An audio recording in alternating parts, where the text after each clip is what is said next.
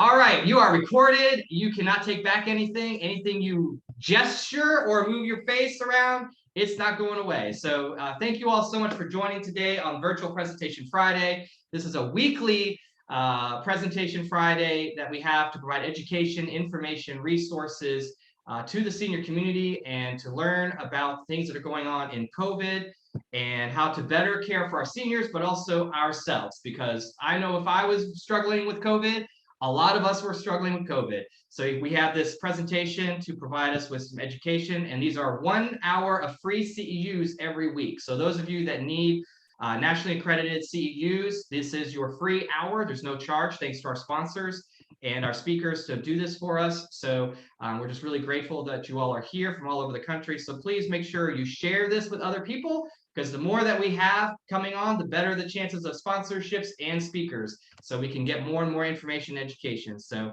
without further ado, I'm going to turn this over now to Ms. Catherine Carey, who is one of our co-sponsors, which is Brimo Pharmacy. Ms. Catherine, you are now unmuted. Great, thank you. Catherine Carey with Brimo Pharmacies, and glad to be here. Brimo Pharmacy is a locally owned family business. We've been serving the Richmond community since 1976, and part of what we do, we have a very strong focus on helping people stay as healthy as possible, whatever that means for them.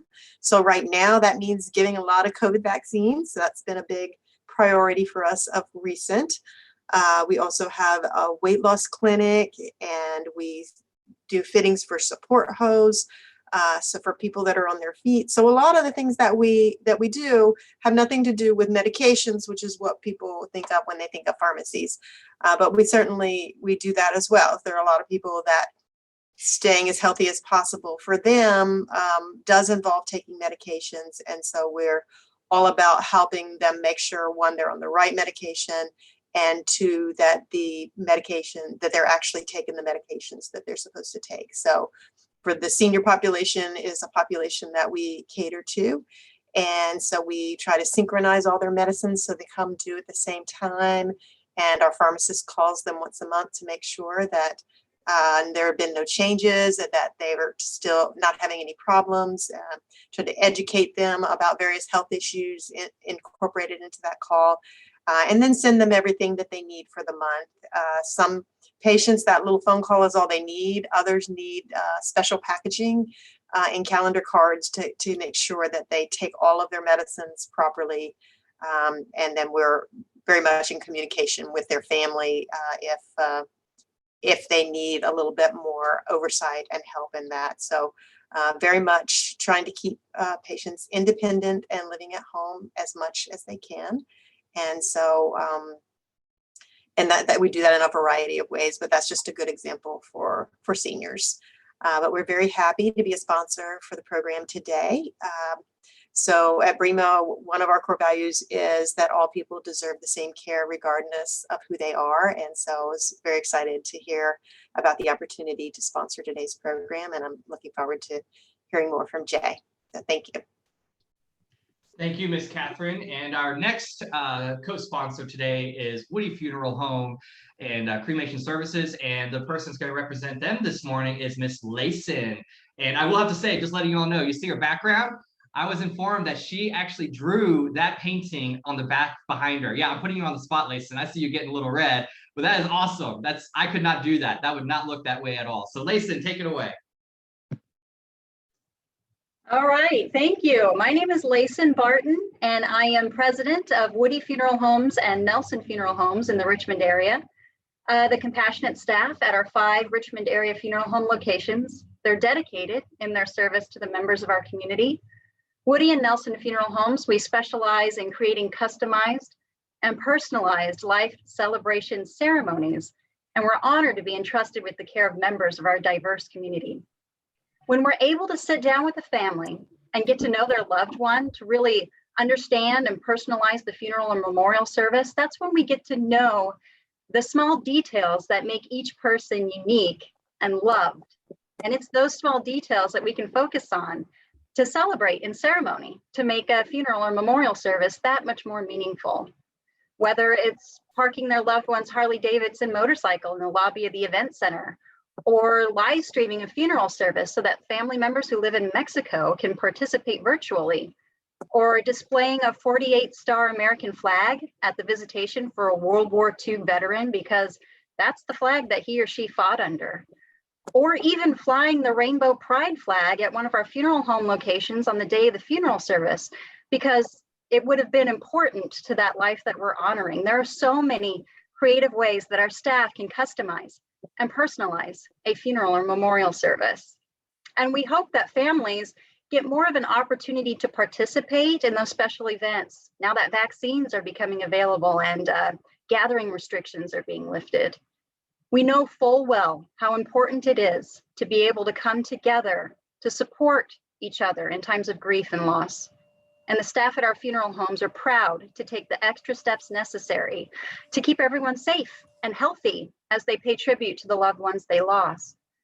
But also related to the current health crisis, many of you may have heard the recent news about the FEMA COVID-19 Funeral Assistance Program.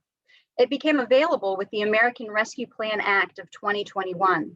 And with this program, families who experience the loss of a loved one due to COVID-19 may be eligible for reimbursement of funeral and cemetery expenses up to $9,000 from FEMA.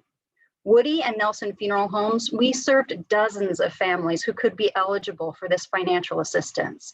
So this came as really welcome news to us. Our funeral homes have already been receiving many calls from families seeking our help, and our staff is on standby to help assist them in getting the necessary documentation they need for applying.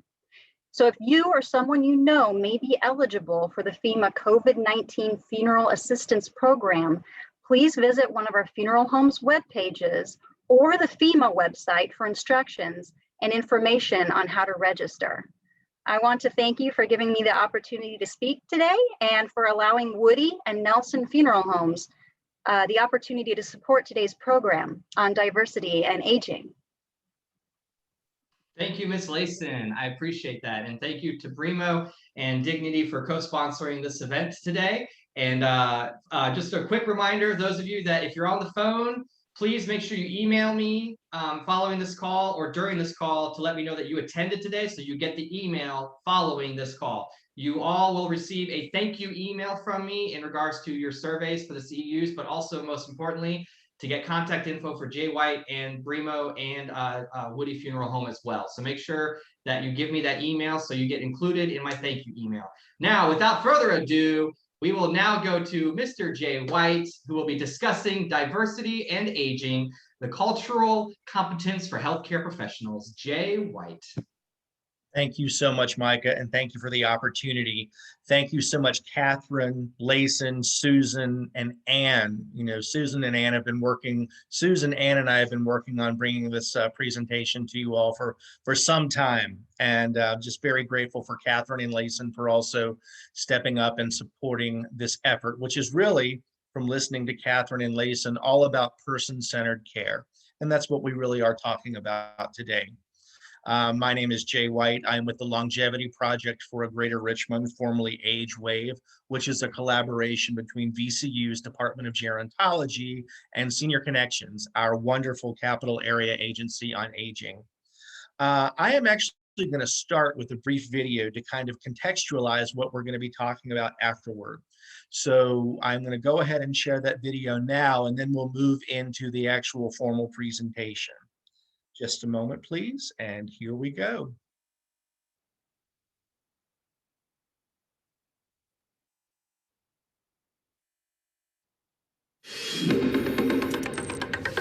The fight for gay rights that began in the 60s has had a lot of victories. But for the people who led that fight, it isn't over. Many of those advocates will soon live in nursing homes filled with old people and old ideals. As Alison Vuchnik reports, the generation that led the struggle for equality is fighting for it once again. I'm a transgender woman, and my dream was always to be loved and be accepted. You're listening to the Pride of Toronto, 103.9 Proud FM. Good morning, I'm Pierce Murray, and you're listening to a fabulous morning on 103.9 Proud FM. And today radio host Pierce Murray talks about what's important to gay seniors. like a lot of seniors, we get heart diseases, we get cancer. There's a lot of things happening with seniors. In a world where beauty can trump age, Pierce knows seniors have to fight to be heard. Are you going to be treated with respect because you're gay? Is there ever going to be a gay seniors home? And when it comes to healthcare, seniors who identify as lesbian, gay, bisexual, or transgender are worried they'll have to keep fighting. Are we going to be forced to go back into the closet? Stay tuned on 103.9 Proud FM. Because as they know all too well, coming out is tough enough. I get up in the morning, I walk into the bathroom and I look in the mirror. Things don't match up. Lorraine Sale was born Lorne in 1946. Even when I was growing up, I had the feeling that something was wrong. The urge would be to be a female, to dress as young as 7, 8, 9, 10. But back then, such behavior could have landed Lorne in a mental institution, treated with electroshock therapy. So instead, he did everything he believed a young man was supposed to do. He joined the Air Force, became a navigator, and in 1966, he met a young woman. Looking back again, I could say that in Joyce I found my soulmate. Somehow we were able to make that connection. We were married in March 25th in 1967. This is Lauren and I on our wedding day 47 years ago. I had it for the longest time on the coffee table. And I looked at that and I thought, you know, that's not Lauren anymore.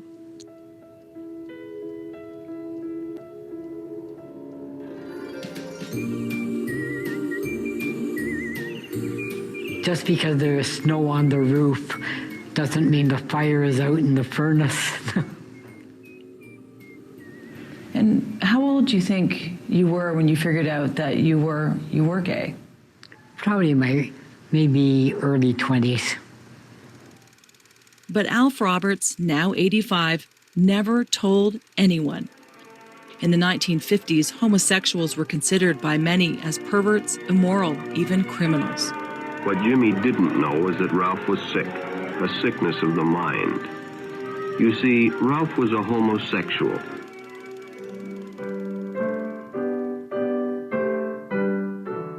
You didn't feel that you could live openly as a gay man? No.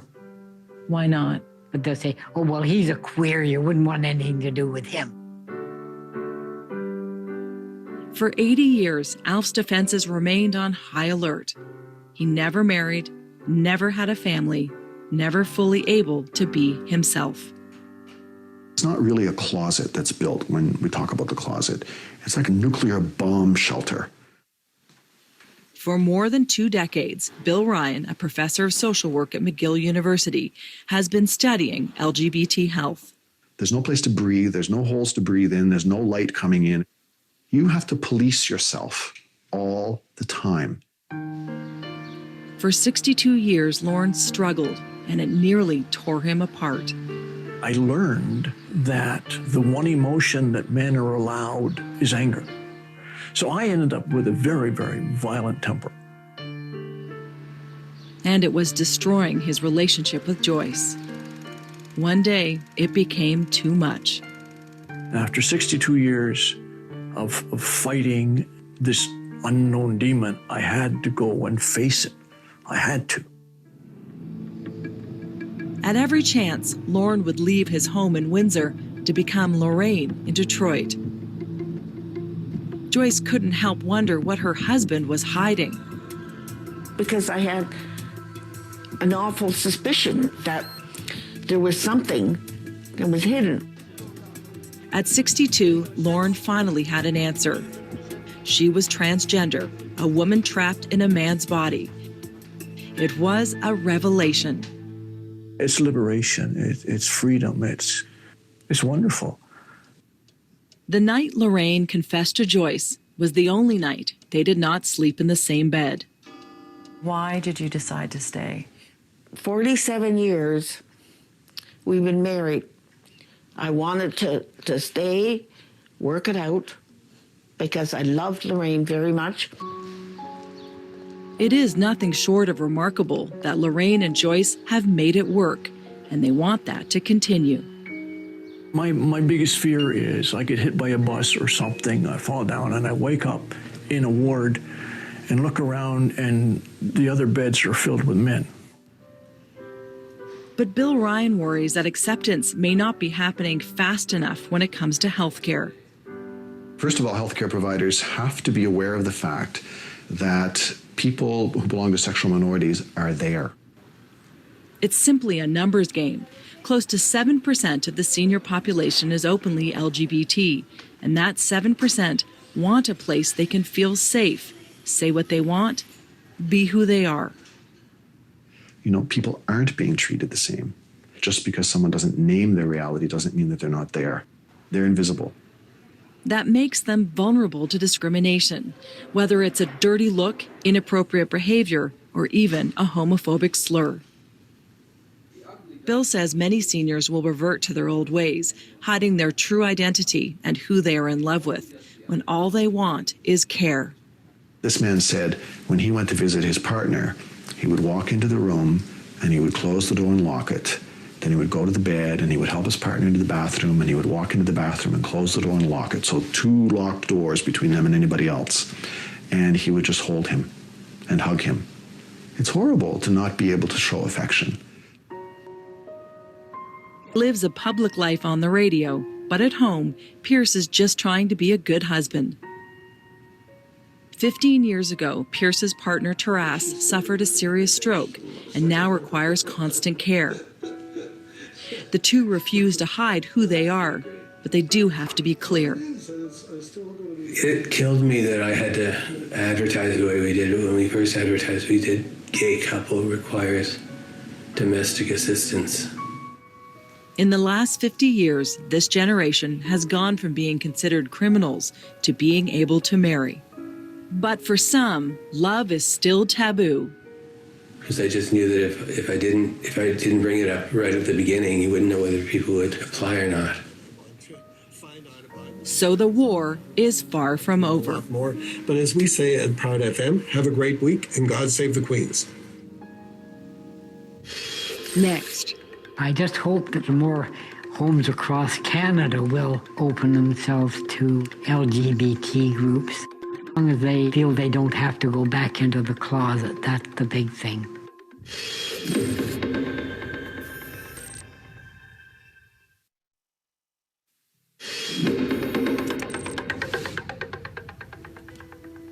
Brings back a lot of memories. For Michelle Beauvais, going back in the closet would be a betrayal. It's very, very important for me to remember the fight that we've gone through. We can't forget. He came out over 30 years ago. It was a time of protest that changed the world, and a new disease terrified a nation. Well, I'm HIV positive. It's been a long, long road. Michelle is part of an unexpected and unprecedented demographic, the first generation to age with HIV, and that could be a problem as he gets older.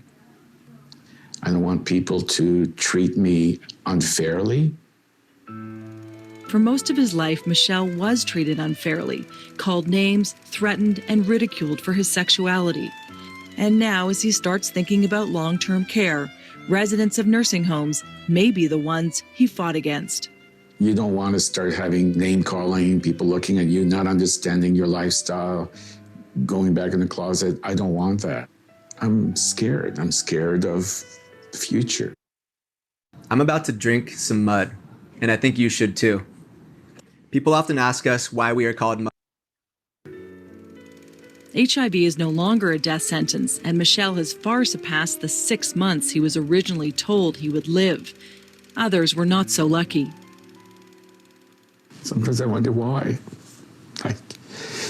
Like some people got infected and some people did not, and others passed away. And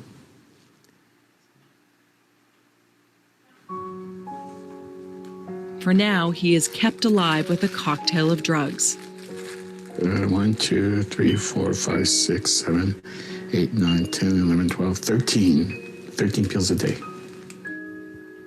But those drugs could be making him age faster. Last year, at 57, he was diagnosed with a mild form of HIV-related dementia. I feel like a guinea pig for medication, for treatment. So I would be more comfortable into LGBT nursing home, retirement home. Yes. We have to make all places LGBT friendly. Because if they don't change because it's the right thing to do, then the courts will be telling them that they're acting in a way that's unconstitutional. Considering the sacrifices they've made, it's a right these seniors have earned. After Lorraine confessed she was transgender to Joyce 5 years ago, the marriage could have easily ended. But they stuck together and created a new life for themselves. And after almost 50 years together, they're not afraid of a little PDA. Joyce also says Lorraine's anger has subsided. Their relationship never better. Now it's easy to talk to Lorraine. Before, it was like I was almost afraid of how her reaction might be. It's so much better now.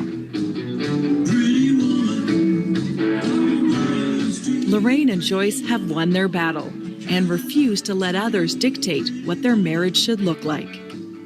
Regardless of what your policies are, regardless of what your thinking is, this is what our relationship is.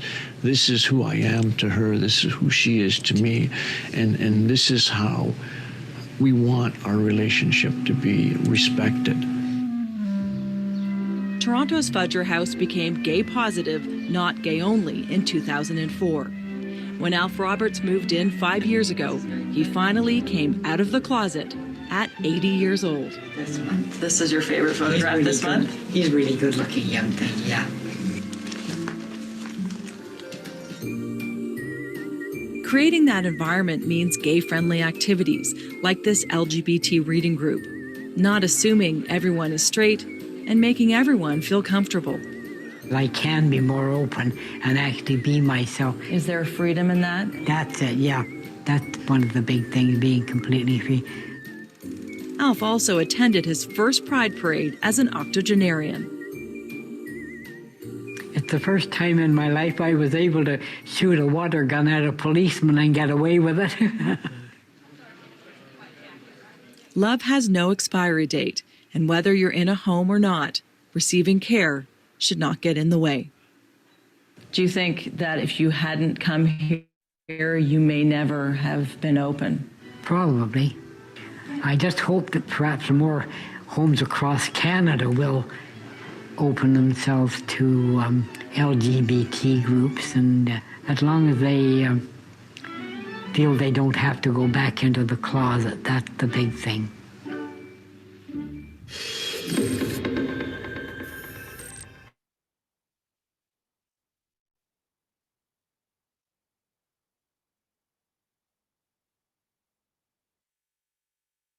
What fruit is best for weight loss? When I finally regained control of my health, the fruit that helped me the most was lemons.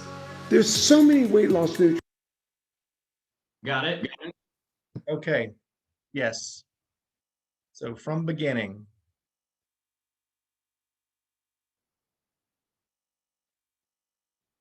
All right, so we're going to take a little bit of time to unpack what we just saw in this video. I realize that that is a lot to comprehend or even understand in 15 minutes, but we will take a few moments to unpack that. So we're going to talk about a caring response, person-centered care for a diverse population. We just saw that video. I also need to plug the documentary Gen Silent. If any of you have not seen that documentary, Gen Silent is a wonderful resource and a longer story that's very similar to what we just saw. So why are we even talking about the LGBT population? Because according to the National Gay and Lesbian Task Force, there are currently between 1.4 and 3.8 million LGBT individuals over the age of 65 in the United States, and this number is expected to double by 2030. So not an insignificant number of individuals. In Virginia, we're talking about over 330,000 folks. Here in the Richmond region and statewide, since we have such a statewide audience, we think that there are just about, again, 330,000 individuals across the state. But when we're talking about the Richmond region, with approximately 1 million residents, we're thinking about 100,000 plus individuals who identify as LGBTQ. 100,000 individuals. Some additional data on the LGBTQ older adult population from the Williams Institute in their 2019 report. 9% are unemployed as compared to 5% of the general population. 17% are uninsured as compared to 11% of the general population. 27% are food insecure compared to 13%. 21% meet federal poverty requirements as compared to 16%.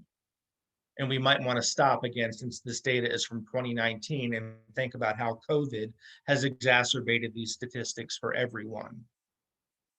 So let's stop for a moment and talk about operational definitions. LGBT. For lesbians, we're talking about women who are attracted to other women. Gay means men who are attracted to other men. Bisexual, we're talking about individuals who are attracted to both men and women. And transgender refers to gender identity. And gender identity and sexual orientation have absolutely nothing to do with each other.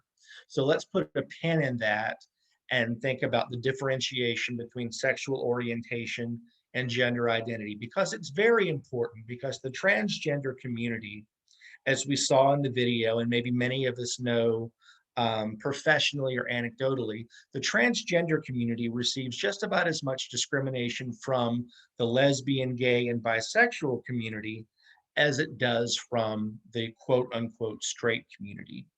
So we need to be really sensitive to differentiating sexual orientation and gender identity. Here are some of the symbols that many of you may equate with lesbian, gay, and bisexual and transgender individuals. We have the Human Rights Campaign logo, and the Human Rights Campaign is a national lobbying organization that lobbies on behalf of the LGBTQ plus LGBTQ plus community.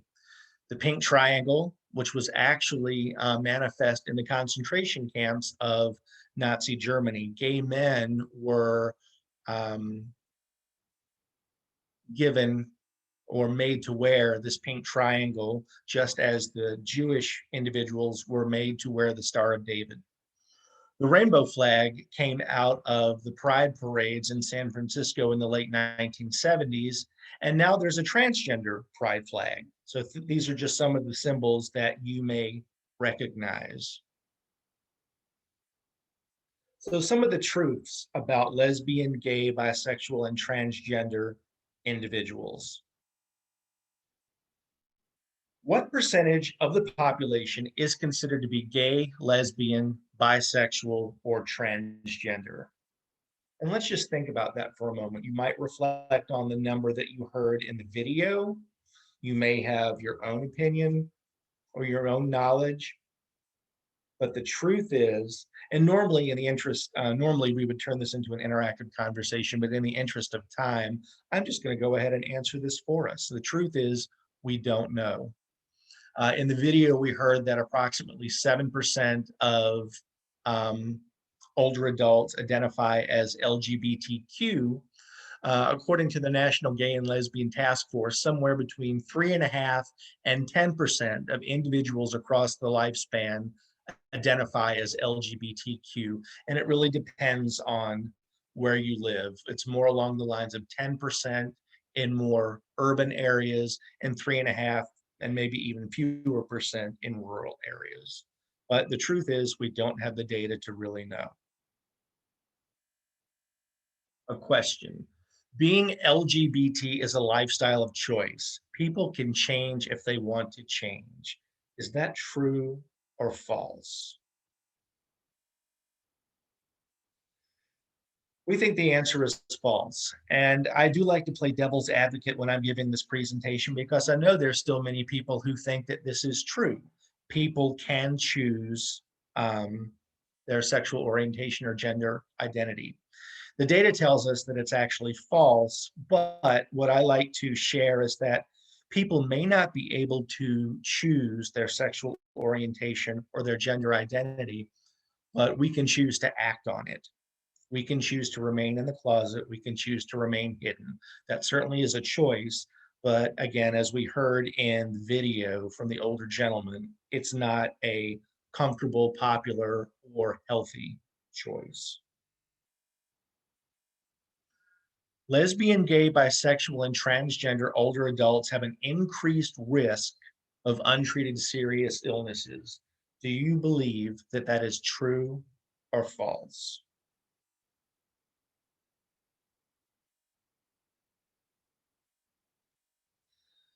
The answer is true for a variety of reasons, but if you're afraid of the healthcare system, if you're afraid of discrimination that you're going to receive from any healthcare professional, you're unlikely or less likely to receive medical attention until it's almost too late. Gay, lesbian, bisexual, and transgender individuals are protected from workplace discrimination in the United States. Is that true or false?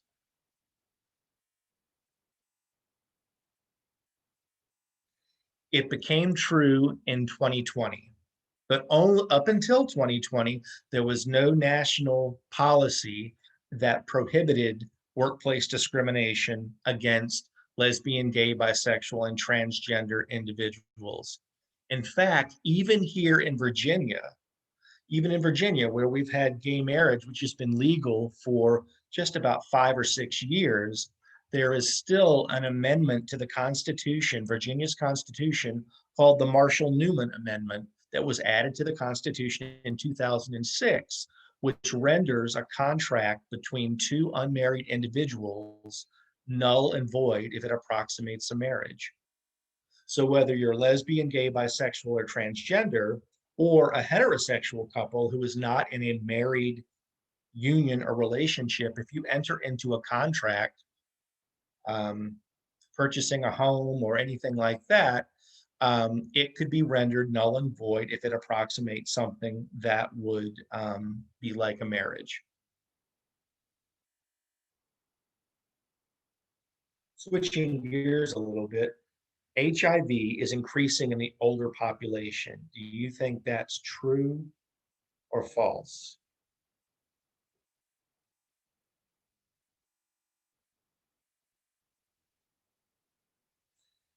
Unfortunately, the answer is true. And here are some statistics about the rates of HIV infection. So if you look to the right of this graphic at the red bars, and you add up all of the individuals over the age of 50, the rates of new HIV infection is more than individuals 20 to 24, 25 to 29, 30 to 34. And that's for a variety of reasons. New HIV infections, not prolonged cases of HIV, are on the rise because of this concept. Like the gentleman in the video said that I think if there's snow on the mountain, there's still fire in the furnace, or whatever he said. The very idea that older adults are not engaging in any kind of sexual behavior is inaccurate. So we see folks who are engaging in sexual activity not using proper protection, and particularly for women. We're not just talking about men, we're talking about women as well. And women believe, in many cases, that after they've reached menopause, they don't need to ask their partner to wear protection because they can't get pregnant. But we know that that's not the only thing that can happen when you don't wear protection. So for a variety of reasons, the incidences of new HIV infections among older adults, many of the people that we serve, are significant. Most older LGBT people have partners or spouses that we can rely on for help. Is that true or false?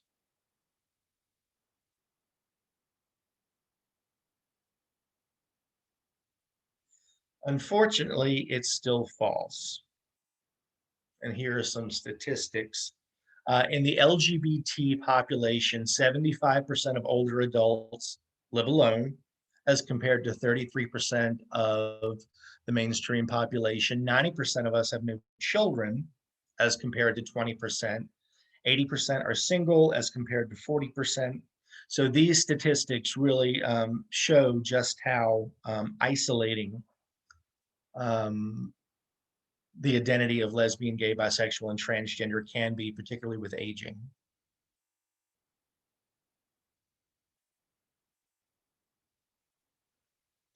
So let's take a moment and talk specifically about gender identity. Gender identity, again, and sexual orientation really have nothing to do with each other. Gender identity is how we present on the outside. And people who are transgender feel different on the inside as they present on the outside. And this can take a lot of forms, but I think it's very important that we differentiate sexual orientation and gender identity. Normally there's another video I show here, but in the interest of time, I'm not going to do that. But I just really want to make the point clear that when we're talking about LGBT, lesbian, gay, bisexual, that's sexual orientation. T, transgender, is gender identity, and they really don't have anything at all to do with each other. And as I mentioned before, in the transgender community, individuals who identify as transgender often receive as much discrimination from lesbian, gay, and bisexual individuals as they do from cisgender or from cisgender individuals.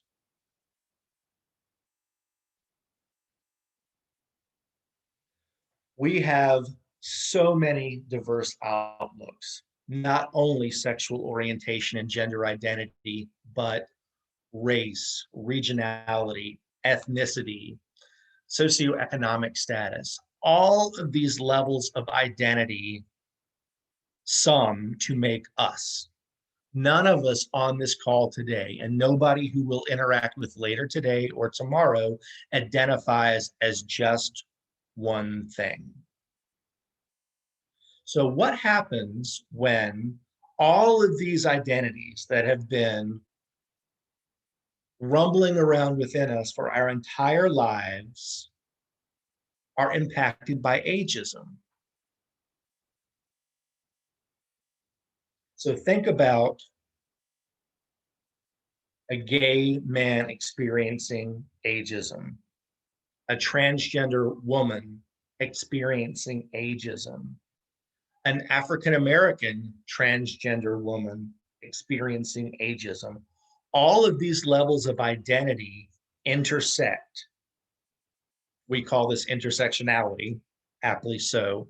And when these levels of identity intersect, particularly with ageism, we can see a lot of challenging things happen.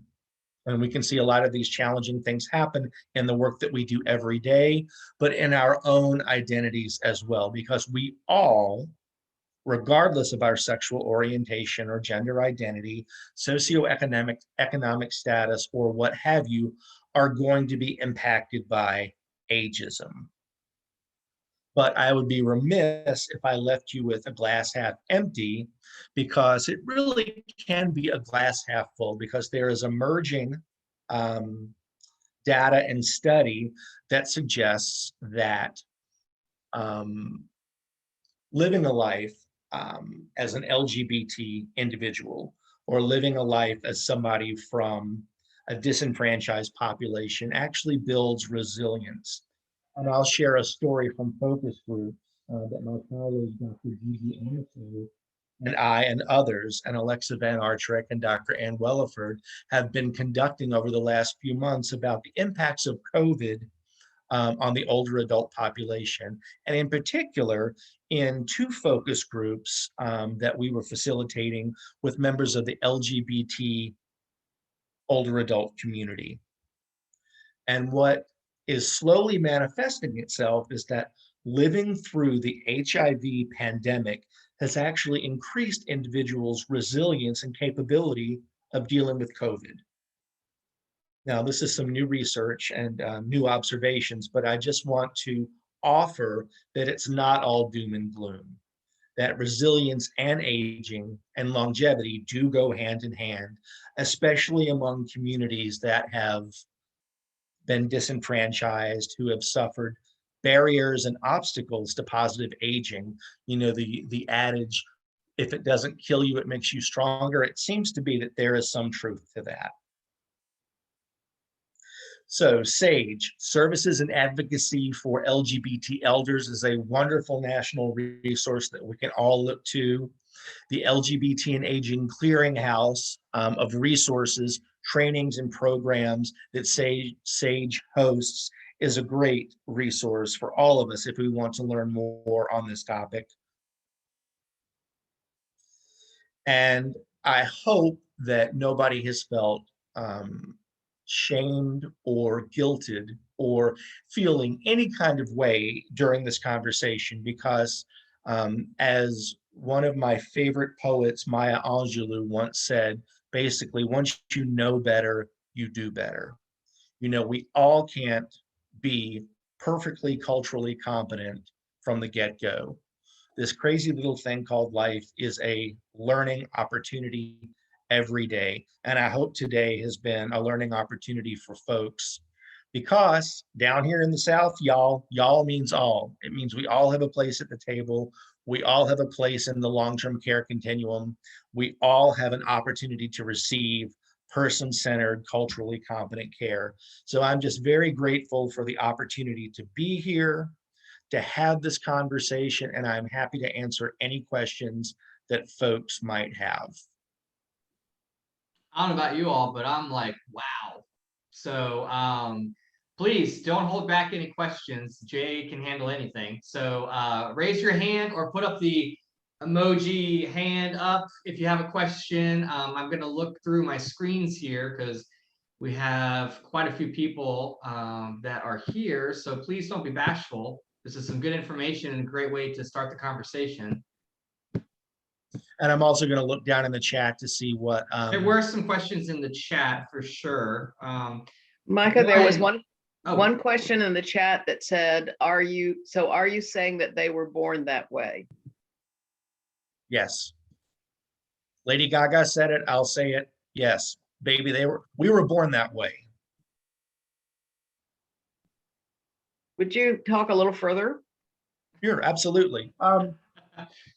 Without getting into chromosomal and biological and hypothalamus and all that kind of wonderful endocrine system kind of stuff, what the literature tells us is that individuals who identify as gay, lesbian, bisexual, or transgender are born that way, and that it's a biological manifestation that is exacerbated by psychosocial experiences. So it's not really, from the literature, it's not really one thing or another, nature versus nurture, but it does start with nature and is exacerbated by nurture. Does that make sense? So for the one that asked the question, if you'd like for him to elaborate more, please feel free to comment that or jump on. And there's a comment that I would like to bring up, which is very important, that was in the chat. Just a note that it is inaccurate to refer to transgender women in the video as gentlemen. She is a woman, even if biologically she was born with male presentation. Yes, it is absolutely inappropriate to refer to someone who would like to be identified as a she, as a he. And that really is a hallmark of person-centered care. Just like Susan wants to be called Susan, Micah wants to be called Micah. If I want to be called Susan and Micah wants to be called Susan, you know, that is their and our prerogative. Well, I will say Susan is a great name, so you know you're welcome to it. There is a follow-up comment from that question, which says, so you're saying God created them like that? Well, I would never speak for the eternal. That is not my place. But I will speak for the data.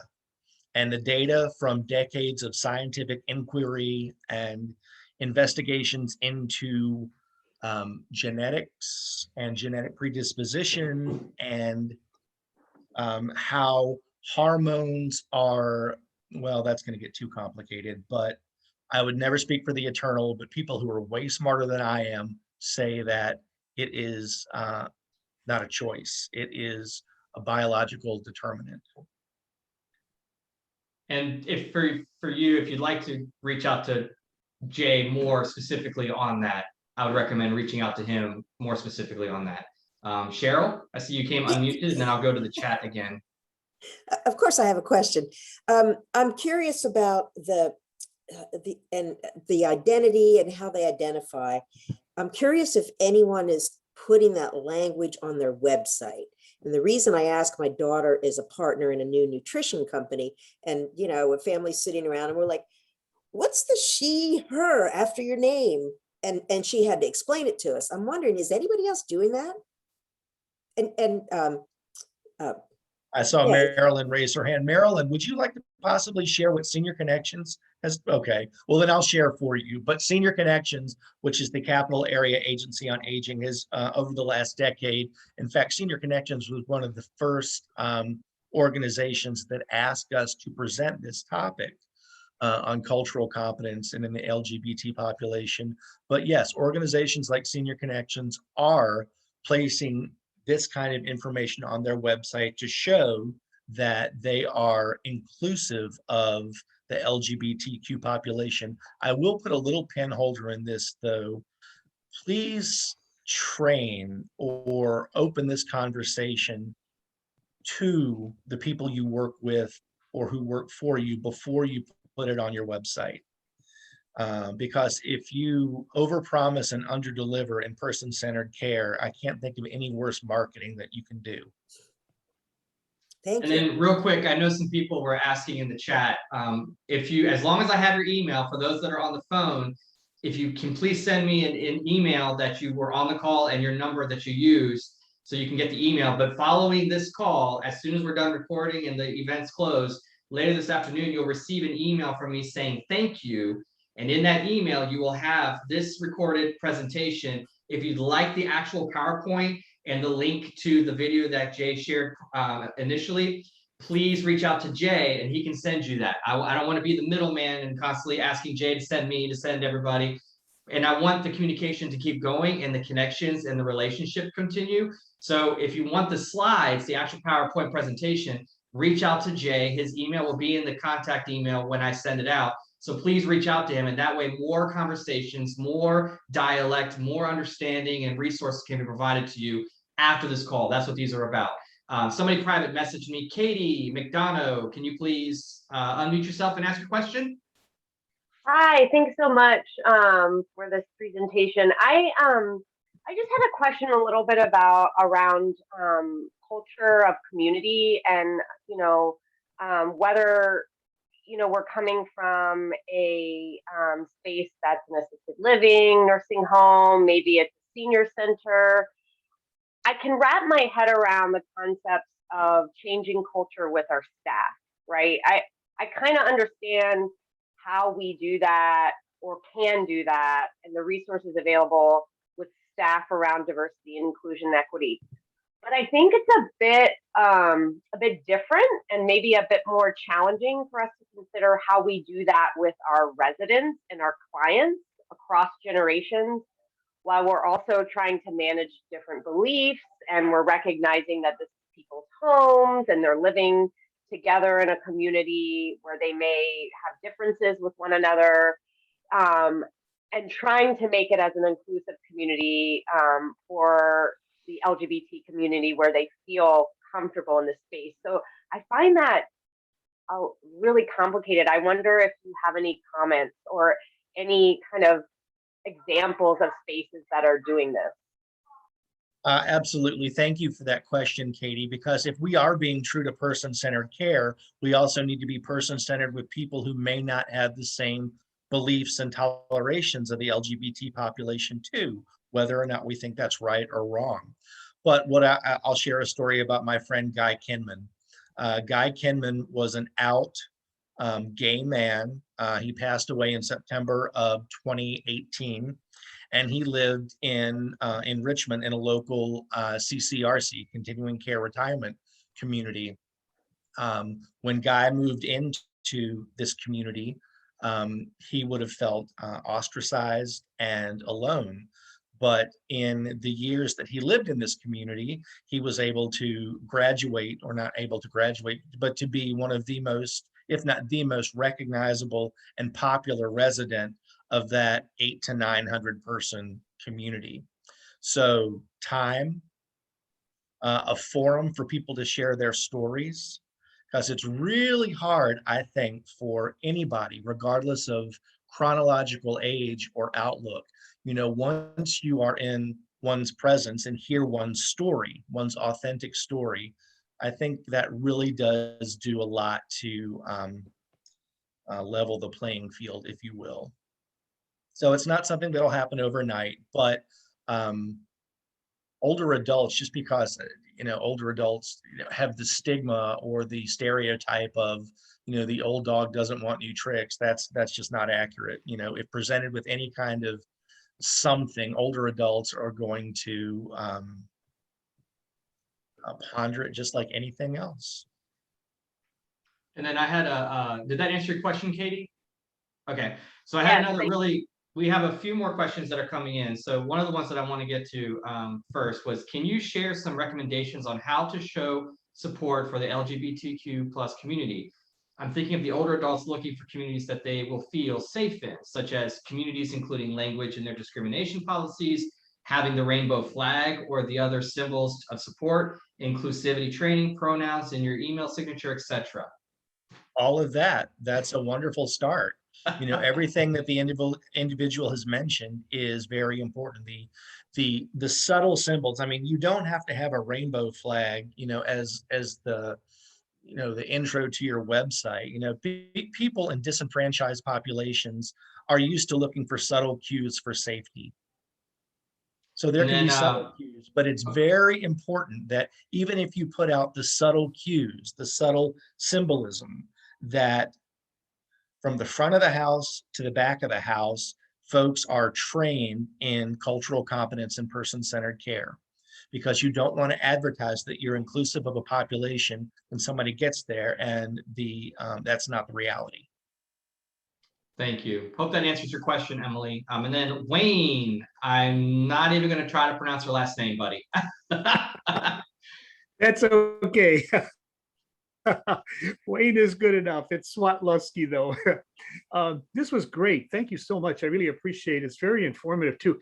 I had, as I was going, I'm 75 now and I'm retired. And as I was coming to understand and gay and LGBT, as I was coming to understand that in our society, I believed very strongly that it was biological and that we were born with an orientation. But lately I've come to ask myself the question, what does it matter? It's almost like, and I know I'm not saying this properly, but I almost don't want to hang my hat on the fact forever that it is something we are born with. Because as information becomes known, we might see, hey, this is more of a choice than it is something we're born with. And that's okay. What is wrong with saying that, it's also a choice that a person has? I may be a male and choose to unite with another male and be intimate with another male, or a woman. What should that matter?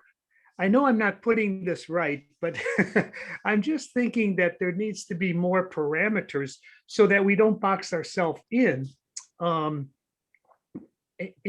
such a way that we don't allow for new knowledge to allow us to say it is partly a choice, but that's okay. That's okay. Who's to say that I can't choose what a gender of a person I want to love?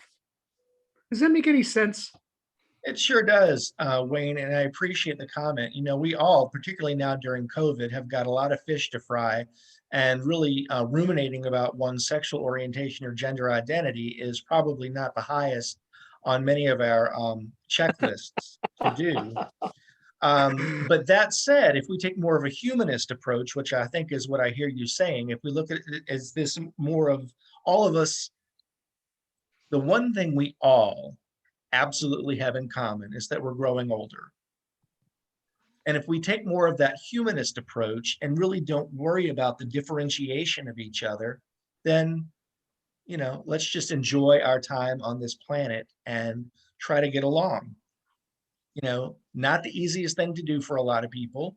And I'll be the first one to raise my hand that, it sometimes takes a lot of energy to stay in the middle. But from a humanist approach, I think we would all be well served and be most person-centered if we looked at individuals based on what we have in common with them rather than what we have different. I like the way you put that.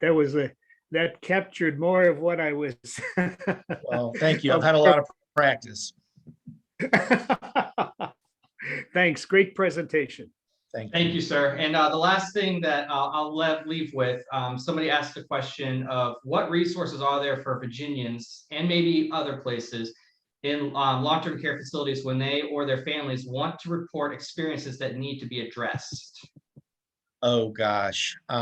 Well, any assisted living community or is licensed by the Department of Social Services. There's also the state long-term care ombudsman program. So there are a number of resources where people can report things that they don't find proper, if I'm answering the question. So the state long-term care ombudsman program and the Virginia Department of Social Services, or if it's a skilled nursing facility, the Virginia Department of Health. So for those of you that are in another state, just look to your state department and your local social services and your local APS, and they'd be able to help you, and your local ombudsman as well. So with that, stay tuned for my email. I'm gonna stop recording because usually some people like to